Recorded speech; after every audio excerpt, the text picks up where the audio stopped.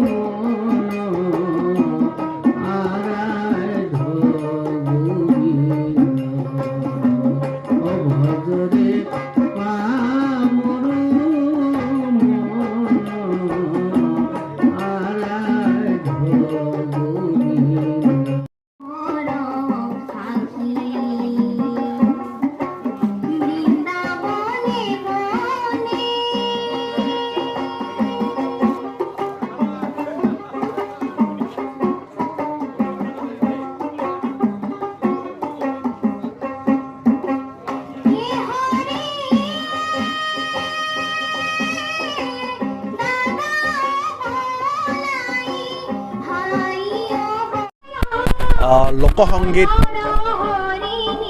সংঘৰ জৰিয়তে প্ৰত্যেক বছৰতে এই বছৰো আমাৰ লোকসংগীত প্ৰতিযোগিতাৰ আয়োজন কৰা হৈছে ওপৰহালি দখলা পাহাৰৰ ওপৰত। আমাৰ এই দখলা পাহাৰৰ ওপৰত আমাৰ এতিয়া নহয়, বহু বছৰ আগৰ পৰা আমি সৰুৰ পৰা দেখি আহিছোঁ।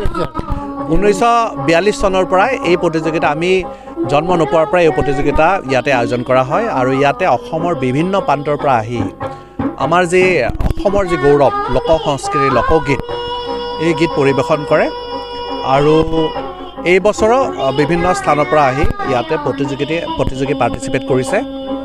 আৰু মই স্থানীয় বিধায়ক হিচাপে, যিহেতু মোৰ এইখন জন্মগাঁও, ইয়াতে মই সৰুৰ পৰা দেখি আহিছোঁ আৰু প্ৰত্যেক বছৰতে এই বছৰ মই নিজে উপস্থিত থাকি নথৈ আনন্দিত হৈছোঁ আৰু দেখা গৈছে যে অত্যন্ত উচ্চমানৰ এখন সংগীত প্ৰতিযোগিতা ইয়াতে হয়, আৰু য'ত নেকি অত্যন্ত জাজসকলে অত্যন্ত কষ্ট কৰি পেলাই ফাৰ্ষ্ট, ছেকেণ্ড, থাৰ্ড বাচিব লাগে, কিয়নো যথেষ্ট কম্পিটিশ্যন ইয়াতে হয়।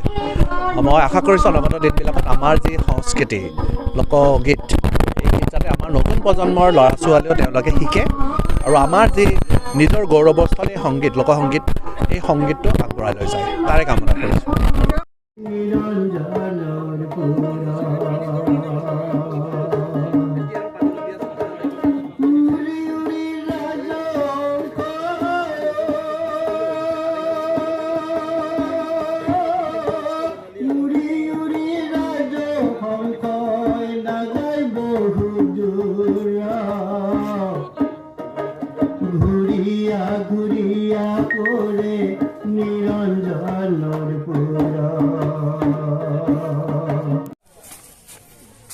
অতিথিসকল উন্নতিৰ কাৰণে ভাল স্বাগত তেখেতে আজি বিজয় মহোদয় দিব।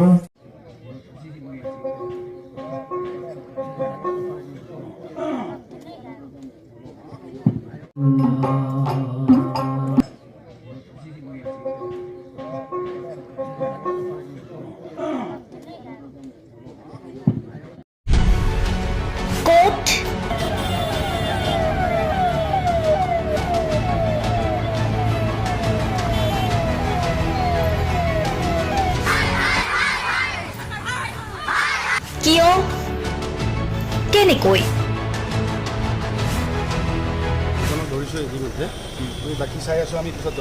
দুৰ্নীতি। ৱাইফজনীয়ে কৈছে বোলে এওঁ মোৰ হাজবেণ্ড, আপুনি কোন হে ক'বলৈ এওঁ অবৈধ বুলি? অনিয়ম, ভ্ৰষ্টাচাৰ, একো নায়কতাবাদ। এতিয়াৰ পৰা আৰু নহ'ব। আমি দিম সত্য বাতৰি।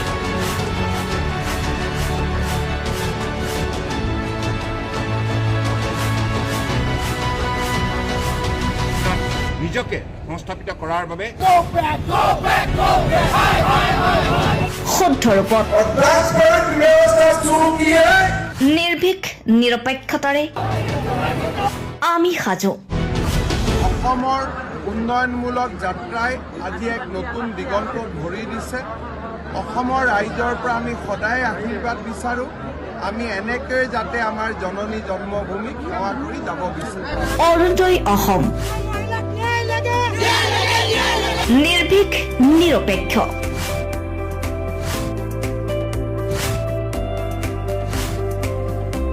ৰাইজৰ বাবে ৰাইজৰ পক্ষত অৰুণোদয় অসম।